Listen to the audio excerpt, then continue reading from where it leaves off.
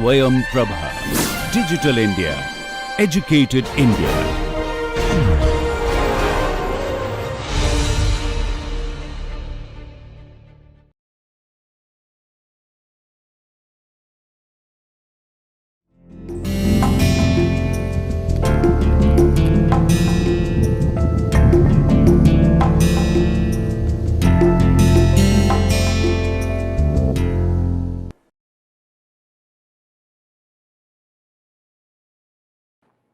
Hello, I am Professor Avinash Dadich and I am the Dean Institute of Legal Studies and Research, GLA University Mathura.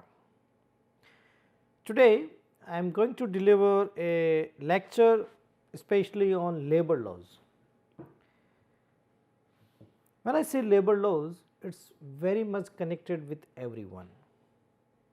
Sometimes you think that when we are talking about labor laws, it is only blue collar job, but now this difference between blue collar and white collar job is diminishing.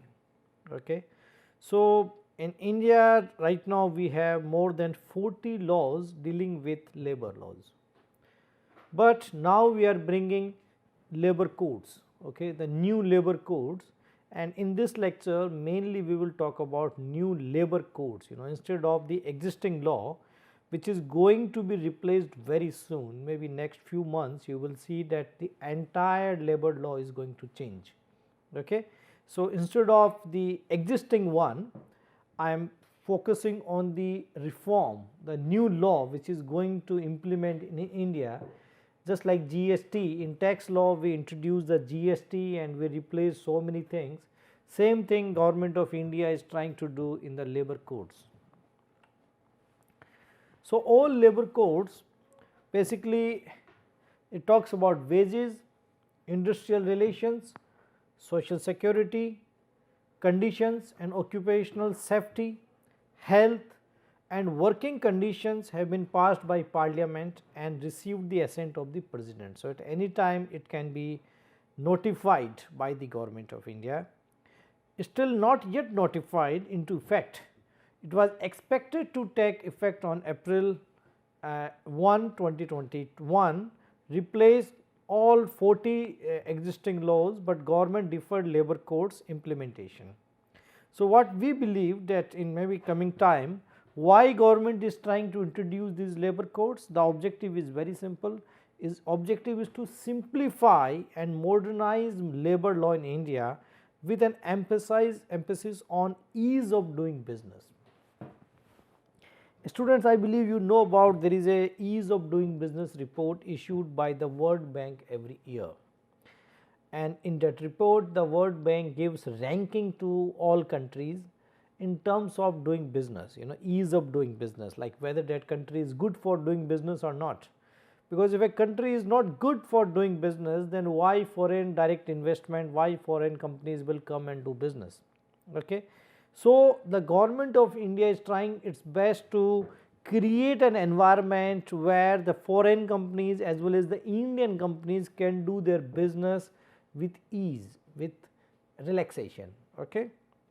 And labor issues, labor laws used to be considered as one of the most challenging aspect for the Government of India, okay, because Indian labor laws were enacted during the British period, okay, and after the British period when we adopted socialist approach, okay, it was like too much pro labor and anti business.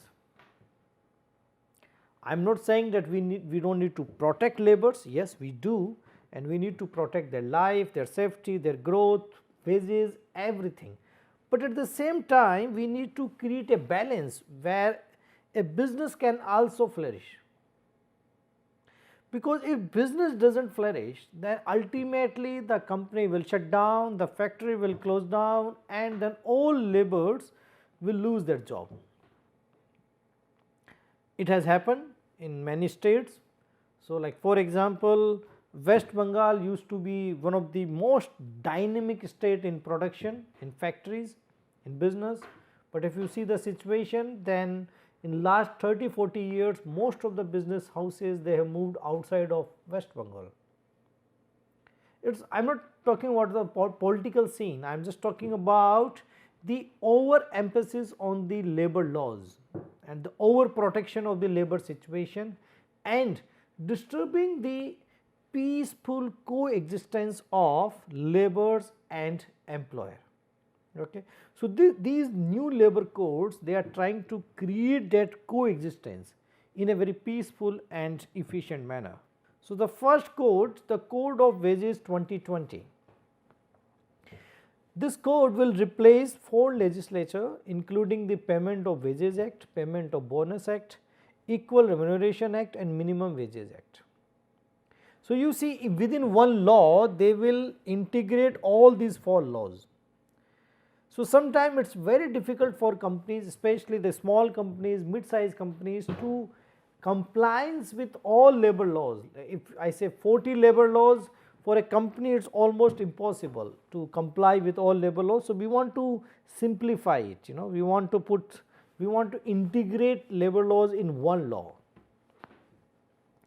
The draft central rule replace 8 different rules presently framed under the existing laws. So, it is like that, these 4 acts and then 8 different rules issued by the government. So, 8 rules, only 1 rule will be there, 4 laws, only 1 law will be there.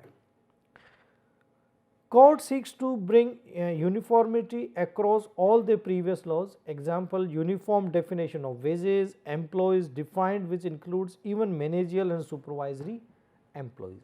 So, you will find that the definition of the particular terms like the wages, employees, managers, they are very much different in different laws. Like for example, Payment of Wages Act or Minimum Wages Act, you may find different definitions.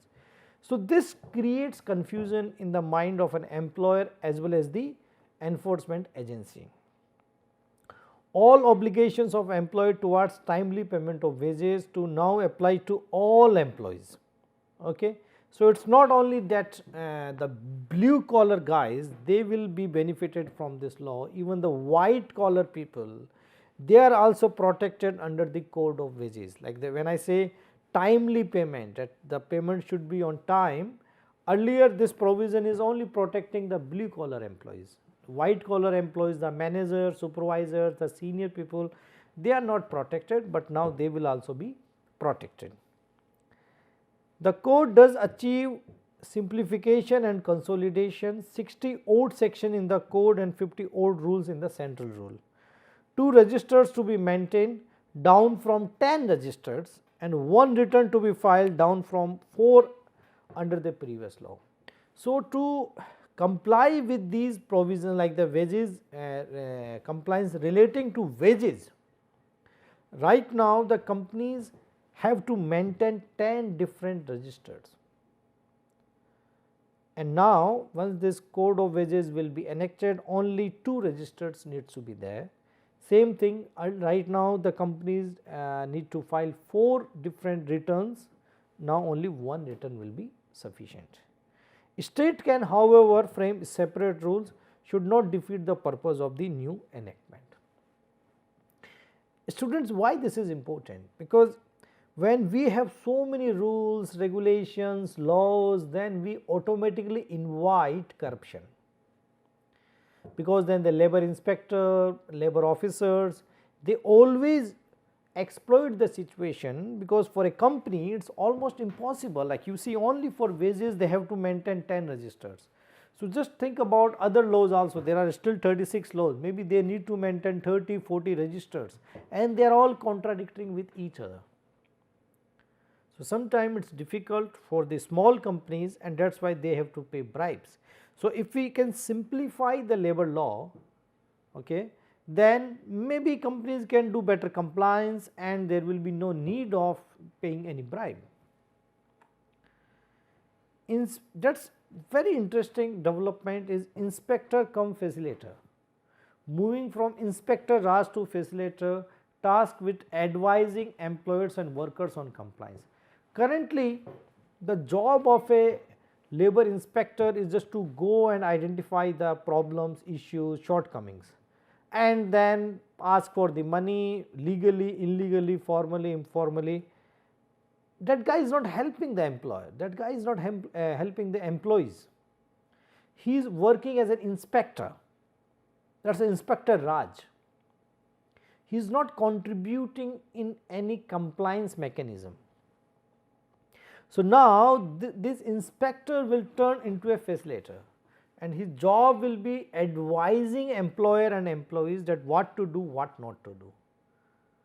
Because when I say that if someone is non-complying with the labor code or labor laws, intentionally or unintentionally, knowingly or unknowingly, suppose if someone is doing unintentionally, unknowingly, and then if you impose penalty on them, that is not very fair for the business.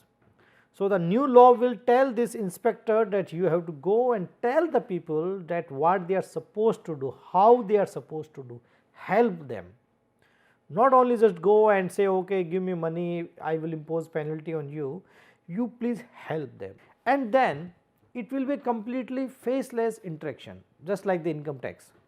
It may reduce corruption, code introduce web based inspection and calling of information. So, now this inspector will not go directly, he has to go through some technology, and whenever there is a dispute between an employer and labor authority, it will be a faceless interaction. So, not necessary that you will be talking to the same labor inspector, maybe you are talking to some other labor inspector.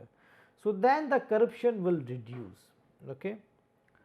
Code recognized that labor law violates are technical offence rather than criminal offence. Decriminalization of offence, that is very important.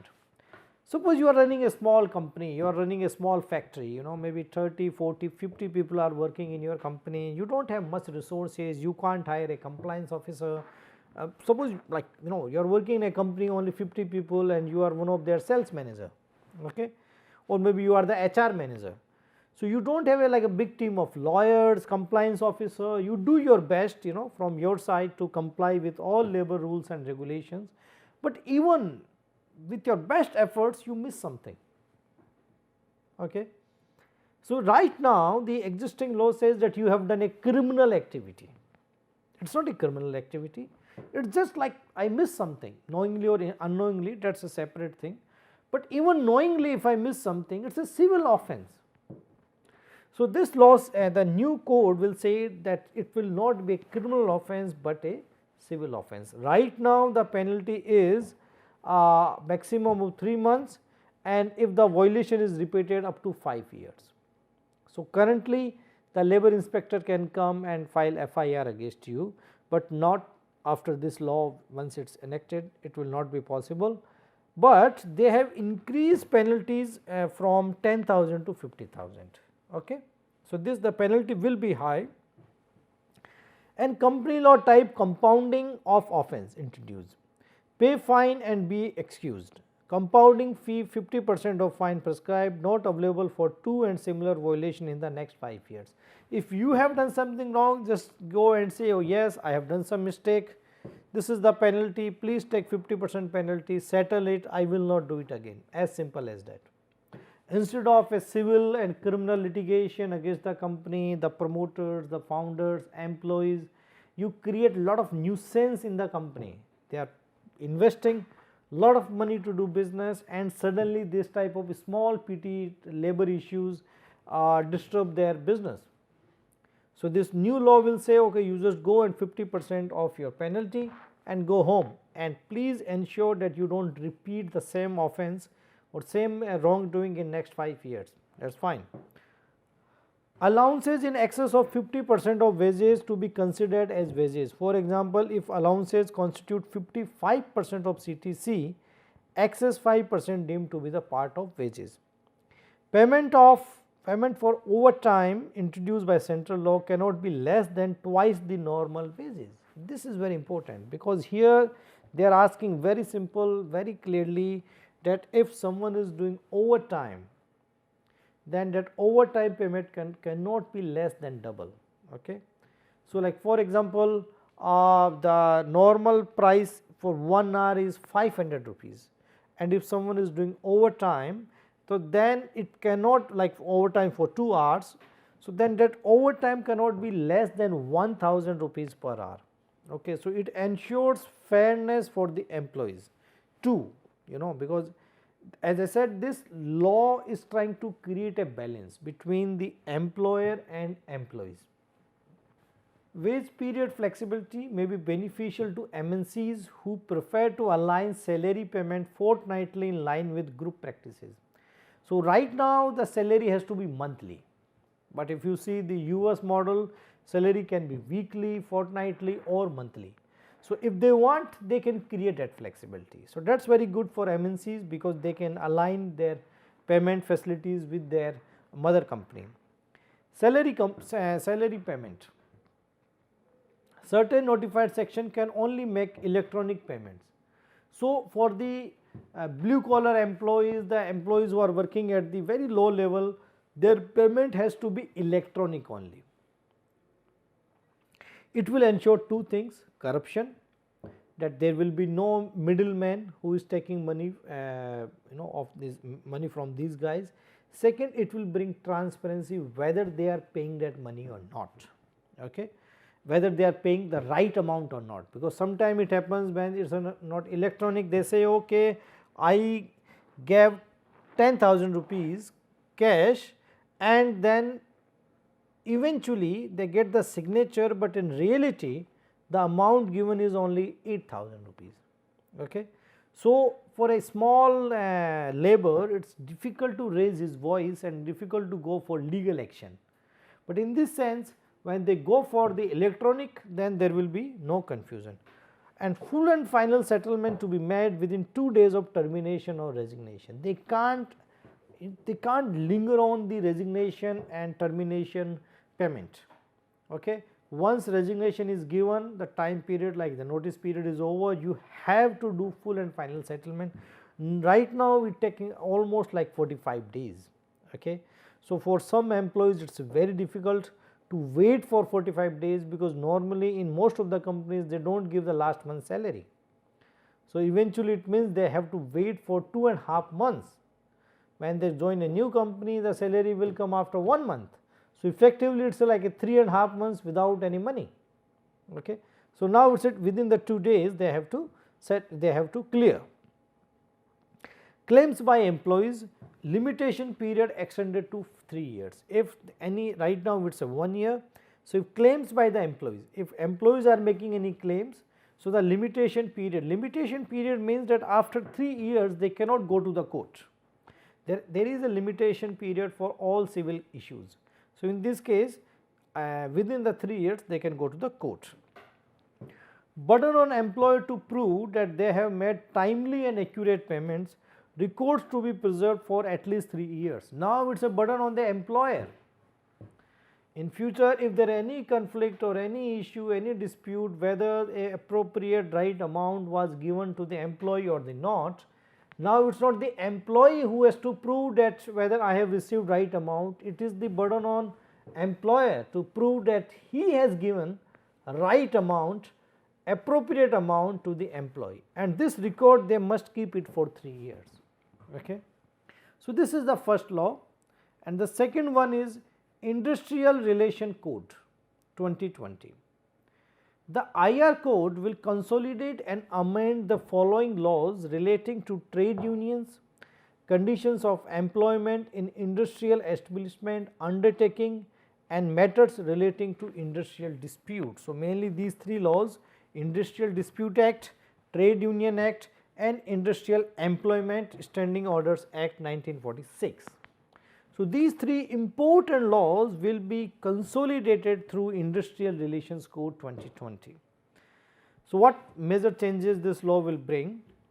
The term employer replaces the term workman under the ID Act. Definition broadly similar to that of a workman under the ID Act, Industrial Dispute Act. Workman includes an employee inter alia engaged to do any manual, unskilled, skilled, technical, operational, clerical or supervisory work for hire or reward. So now they are talking about a larger population. It is not only the blue collar, but even the white collar, the supervisory job is also included. But it will not include an employee engaged mainly in managerial or administrative capacity. A supervisory capacity drawing wages more than 10,000 rupees per month. The code increases the supervisory role monthly wages kept to 18,000 per month, an increase up from the previous monthly wages of 10,000. So, now up to 18,000 per month the person can be considered as a supervisor. So, then he will be also included in this. Fixed term employment and fixed term employee. Fixed term employee means the engagement of a worker on the basis of a written contract of the employment for a fixed period. Fixed term employment will be allowed across all sectors. Fixed term employment will have parity in terms of employment working conditions, pay and social security benefits as applicable to a payment employee engaged in the same regardless of working for the qualified period. Gratuity will be paid to FTE who works for more than one year. So, even those guys who are working on contract basis, they will also get the gratuity.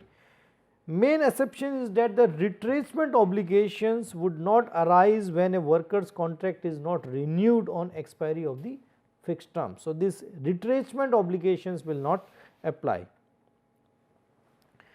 Grievance redressal mechanism. Section 9C of ID Act required industrial establishment employing 20 or more workmen to constitute a grievance redressal committee. The Industrial Dispute Act also permitted establishment to have their own grievance redressal committee mechanism. The IR code now requires the grievance redressal committee as per the specific format under the code. Government approval for foreclosures, layoff and retrenchment. This is very important, especially for the industrial dispute. Under the ID Act, a factory, mine or plantation with 100 or more workmen requires prior permission of the concerned government to close down an undertaking or to lay off or retrench workmen. This is the existing law. This ID code has increased this threshold for requirement of prior government approval to 300 and more workers. Why this is so? Because if suppose like in a small factory having maybe 100 people, 120, 130, it is very difficult for them to go to the government, convince them that okay, we cannot run our operations anymore and we want to shut it down. So, now the new IR code will apply only when a company is having more than 300 workers. All other requirements in relation to the layoff, closure or retrenchment remain unchanged under the IR code for such entities. No change for ITs, IT sectors in relation of closure, retrenchment or layoff. So, still same rule will apply on IT companies. Standing orders for establishment with 300 plus workers. Industrial establishment with 300 plus workers or more are now required to prepare standing orders on the matters listed in Schedule 1 to the IR code, like classification of workers, manner of informing workers about work hours, holidays, pay days, wages rates, termination of employment, grievance redressal mechanism. This is an increase from the previous threshold of 100 workers under the IESO Act. Okay. So, again if you are having less than 300, maybe you do not need to keep all this information. This rule will apply only to those people who are having more than 300 workers. Threshold of applicability under the IESO Act varied from state to state based on local amendments. Certain states had provided exemption from the applicability of IESO Act to specific sectors, such as exemptions granted in Karnataka for IT sector subject to establishment fulfilling specific employment conditions. There is no clarity at this stage on state exemption to this requirement. So, you will find that different states have adopted different rules, and that will happen further in future also, because labor law is very much connected to the local requirements. So, the state governments can change, they can amend the local laws. Standing order under the IR code will need clarification by the labor authorities. Strikes and lockout, this is very important. The IR code imposes a blanket prohibition on strikes and lockouts in all industrial establishments without notice and is not limited to public utility services. So, without notice they cannot go for strikes and lockouts. The provision in relation to the notice requirement remain the same, this is still they need to give notice.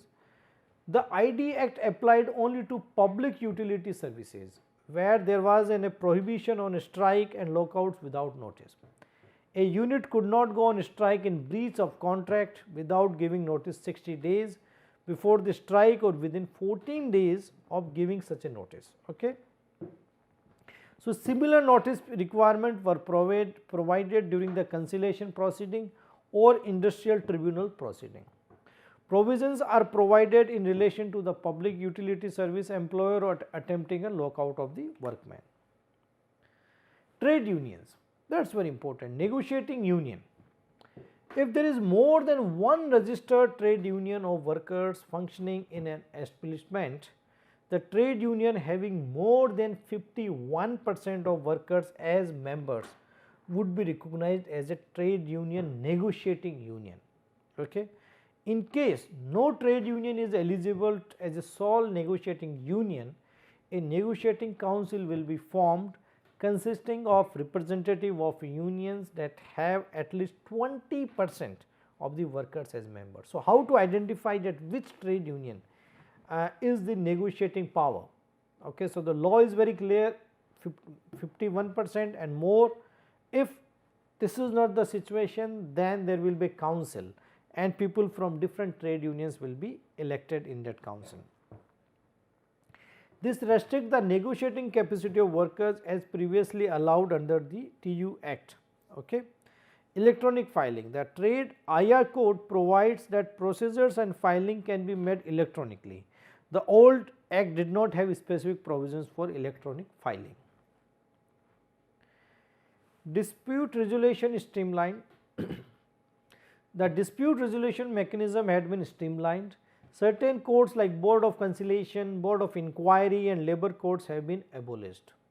Section 43 and 44 of IR code now provide only for conciliation officers, industrial tribunals and national industrial tribunals. Increase in penalty. Penalties have been substantially increased under the IR code.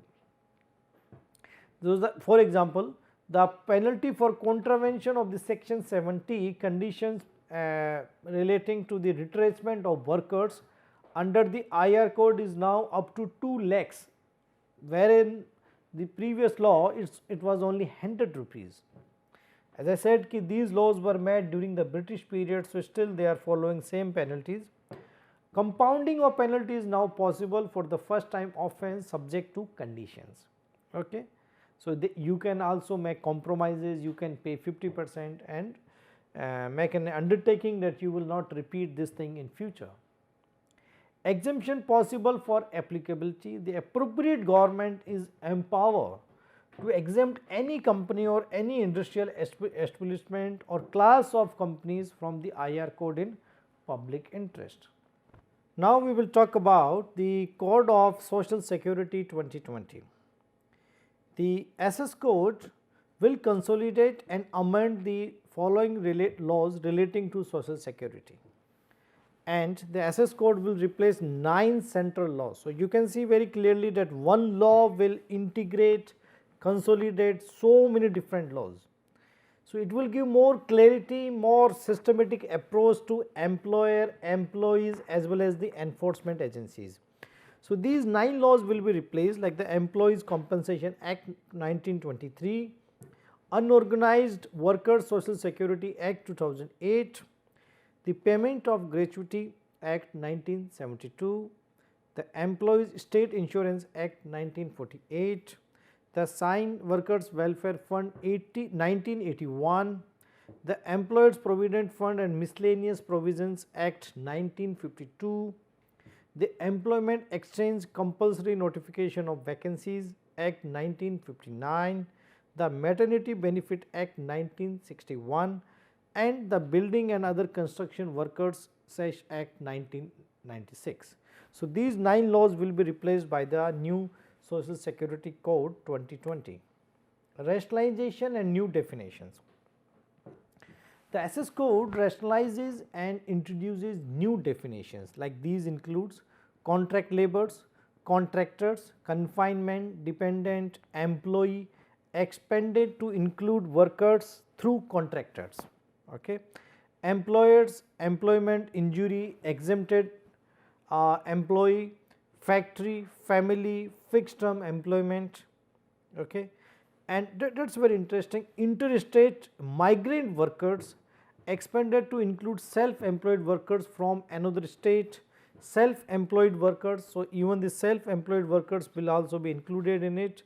Social Security organizations like EPF board, ESIC, National Social Security Board for unorganized workers, state unorganized workers Social Security Board, state building and other constructions workers welfare board, and any other board by the government of India, and unorganized sectors, unorganized workers, and finally wages aligned with the code of wages. So, these things will be properly rationalized and defined under the SS code.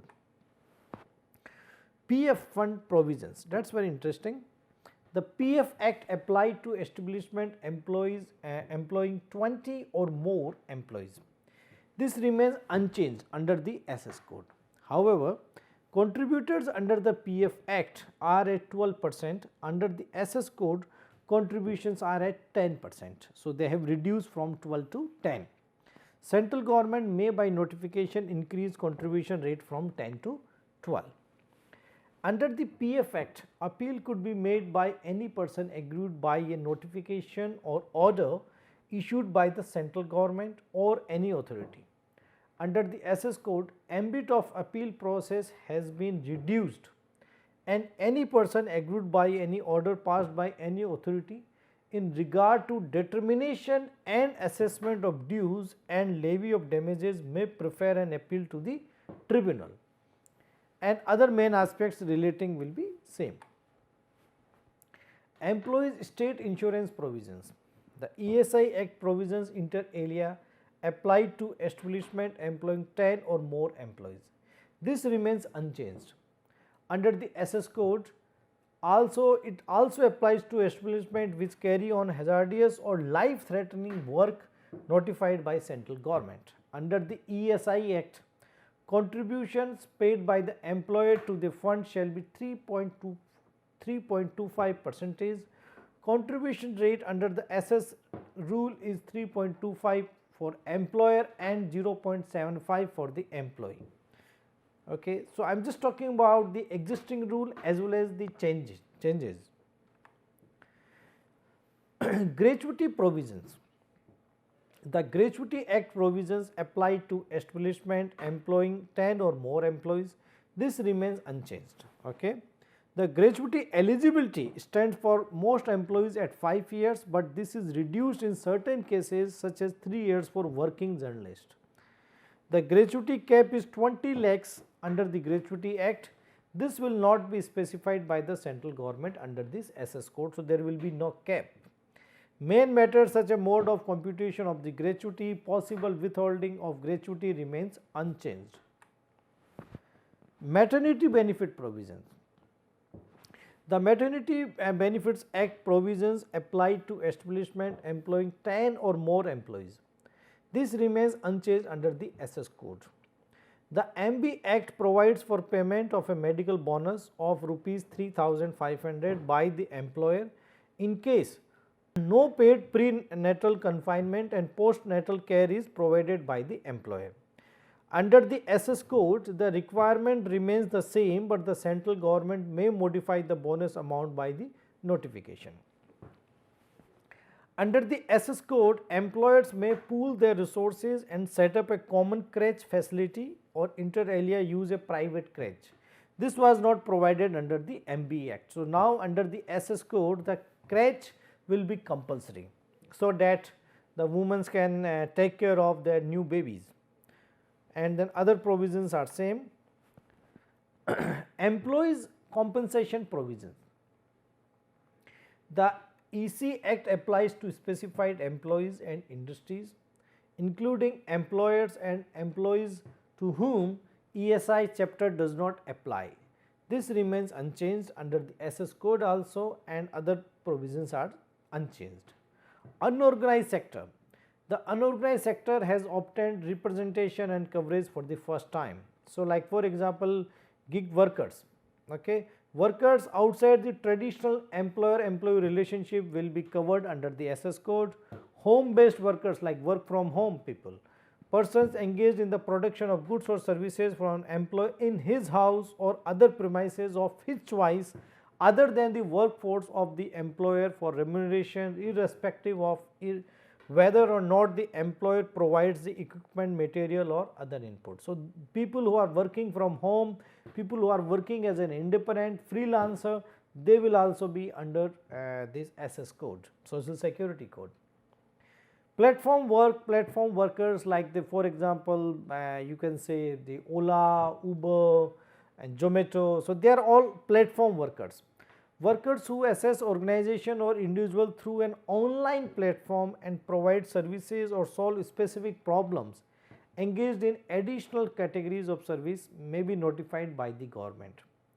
Registration of workers. In order to claim coverage, registration of unorganized sector workers will be required with linkage to Aadhaar number. So, this new SS code is trying to bring all unorganized new types of employees under the social security protection. Social security for unorganized sector, central government funds, social security funds for life and disability cover, health and maternity benefits, old age protection, education, any other benefits to be set up. So, state government can also create the same type of things like the PF, employment injury relief, housing, educational scheme and all these things. Aggregator contributors, so like the Ola, Uber, Zomato, Flipkart and all these are aggregators basically. So, they are also supposed to add something like aggregator digital intermediaries or marketplace for a buyer or a user. They will also require to contribute something. So, the state government, central government and these platforms. Scheme for gig workers and platform workers may be funded through a combination of contribution from state government, central government and aggregators. Contribution from aggregators may be at rate notified by the government between 1 to 2% of the annual turnover of the aggregator. So, this is going to be very big change where the government is saying that you cannot exploit freelancers like that. You cannot say that these are not our employees because these people are working for you. Okay? You have to take care of them. So, your annual turnover may be up to 1 to 2% you have to contribute for their social security. Okay. Contribution towards welfare fund cannot exceed 5% of the amount paid or payable by any aggregator to gig worker and platform workers. So, covers ride sharing like food and grocery services, content and media services and e-marketplace. So, this is like a new generation social security ecosystem where all types of formal and informal employees will be included in social security umbrella. Pandemics recognized power during the epidemic have been provided to the government. The government may defer or reduce employers or employees contribution under PF and ESI for period of up to 3 months. It happened during the corona period. It increases the penalties. Penalties have been substantially increased under the SS code, like for example, MB Act, Maternity Benefit Act. If the employer fails to provide any maternity benefit to which a woman is entitled, the employer is punishable with a fine up to 5,000 or imprisonment up to 1 year. Under the SS code, the punishment for the same offence is imprisonment for a term which may extend to 6 months or with a fine which can go up to 50,000 or both. So, still it is a criminal offence. Compounding of penalties is now possible for the first time offence, the same thing. Employers will be given an opportunity to correct non-compliance within a specified time period of any offence under the SS code prior to intimation of the prosecution or proceeding. So, if they believe that they have done something wrong, they can correct it within a reasonable period of time. The next and fourth code is Occupational Safety, Health and Working Conditional Code. OSH code replaces and consolidates 13 acts, 13 acts including key enactments such as outdated Factories Act, Contract Labour Acts. Code applies to all establishments in which 10 or more workers are employed, thus covering all types of activities including service sector, production sector, any type of sector. Okay. Factories and construction workers subject to specific provision. To be regulated, a factory should employ 20 workers using power or 40 workers without the power. State government may exempt a factory from the applicability of this law. Okay.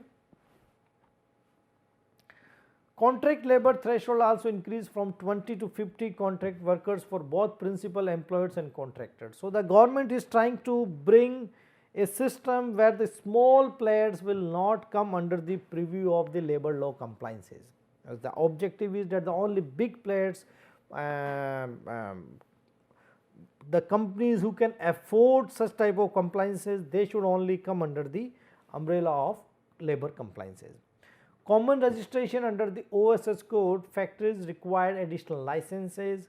All establishments now governed by the new SS code must register within 60 days. They cannot hire employees unless registered or if the registration is cancelled.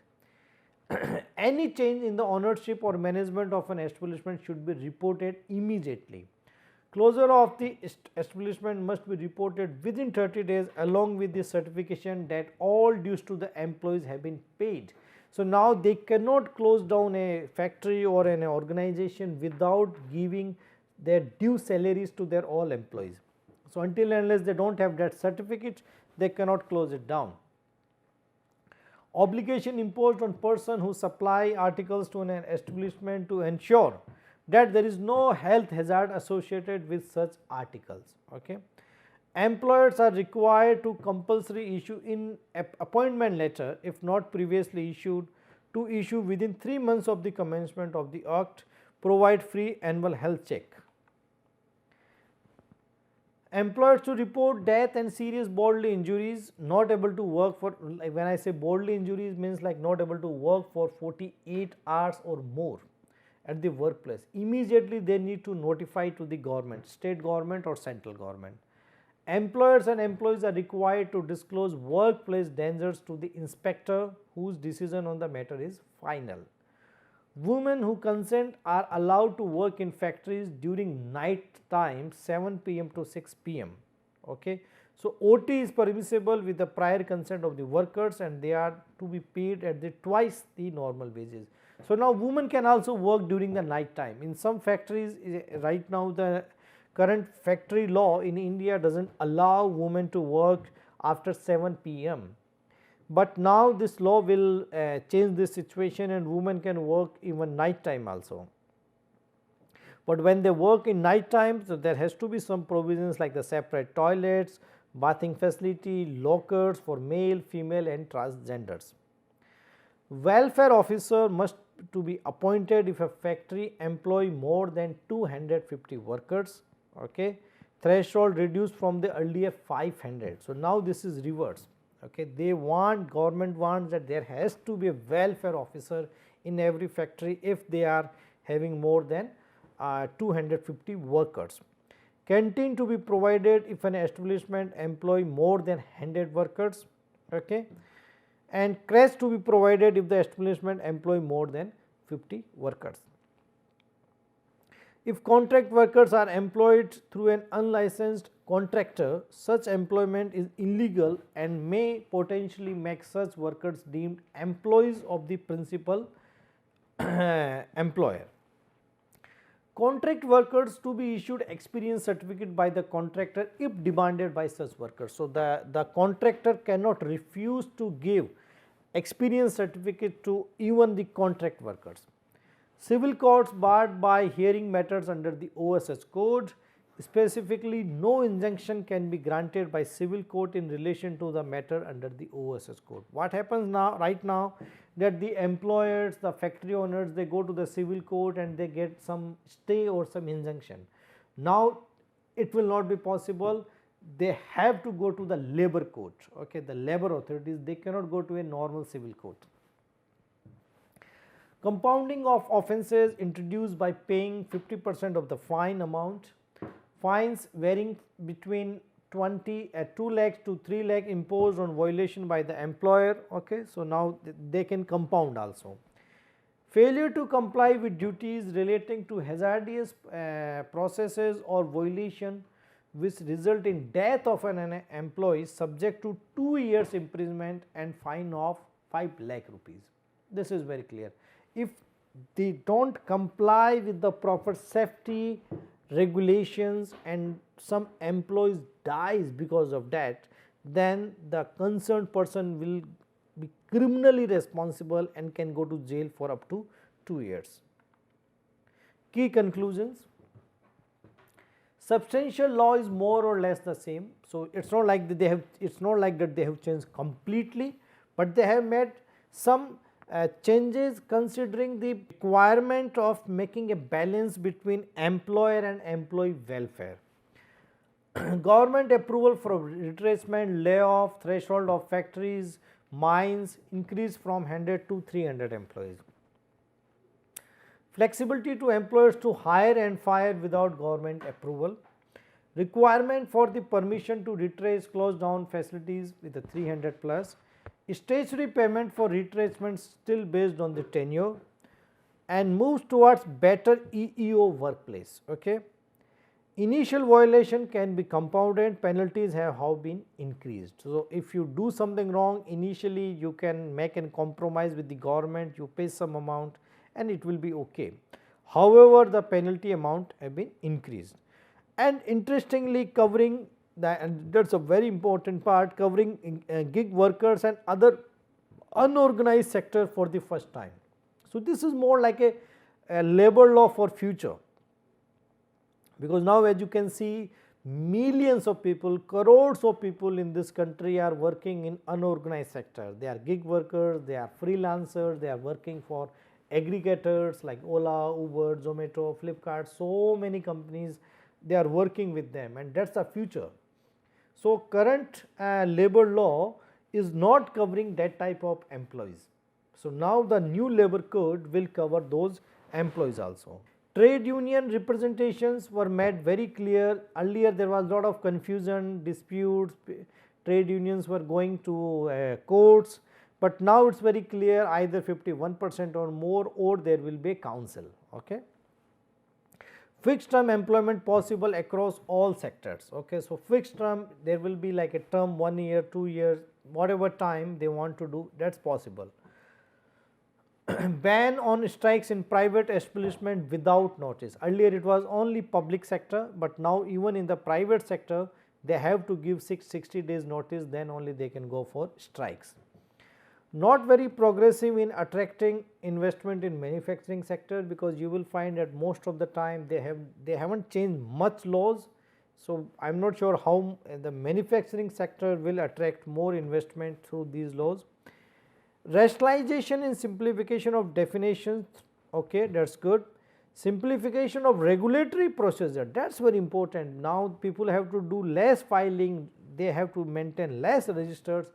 That will help small players, because most of the time small players, as I said earlier, they are not able to hire compliance manager, welfare officer, labor welfare officer, legal manager. So, they do not comply with all these rules and regulations because of it is too much. So, now maybe few filings, few registrations, they will be able to do it. And applicability of statutory benefits to even contract workers. So, earlier it was only for the permanent workers. Now, all statutory benefits like the PF and gratuity and maternity leave and all types of statutory benefits will go even to the contract workers, because right now the contract workers in India, the existing labor laws, they are not protected at all. Okay. So, this law will protect those contract labors also, and streamline dispute resolution mechanism. Currently the dispute resolution mechanism is very weak in India between the employer and employees. So most of the matters are going to the courtroom, and because of the lengthy litigation process, and nothing is coming out very quickly. Okay. So to maintain the balance between the welfare of employee and employer, the new courts will create a strong dispute resolution mechanism, and e-filing given legal backing. Earlier, right now it's all offline, too much discretionary power with the labor inspector, but this e-filing after having the legal effect will change. So I think this is all about the labor law, and what I am trying to say that when you go work in a company, maybe you are a HR manager, then obviously this is very much directly relevant to you.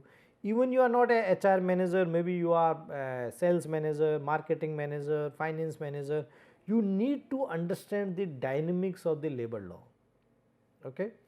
Because labor law is changing now in India, you know, it is giving protection to many new types of employees.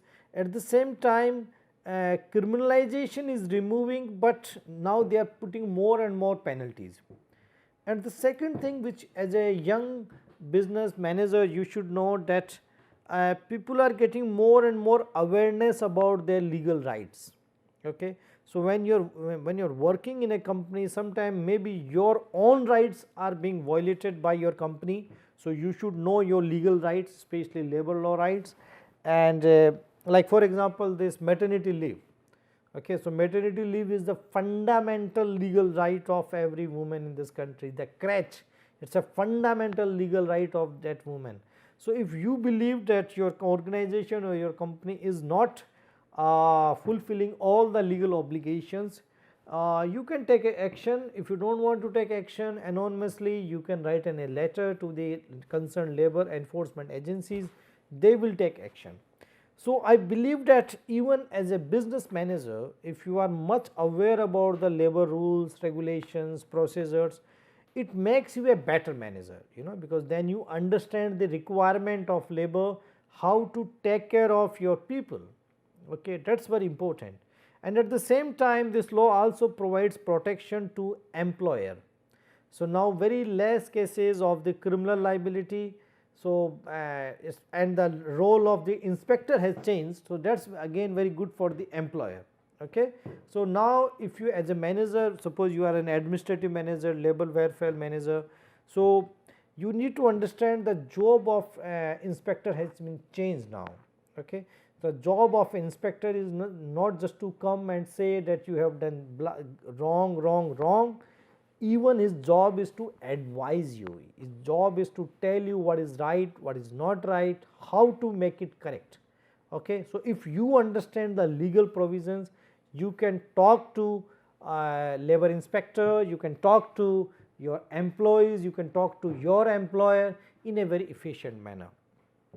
So finally, I just want to say a few things that India is changing labor laws after these 4 courts. I believe it will be very dynamic, and as a young business manager or a business student, you should know the upcoming changes in labor law, because sometimes even your own labor rights or legal rights can be violated by your company, your colleagues, your family.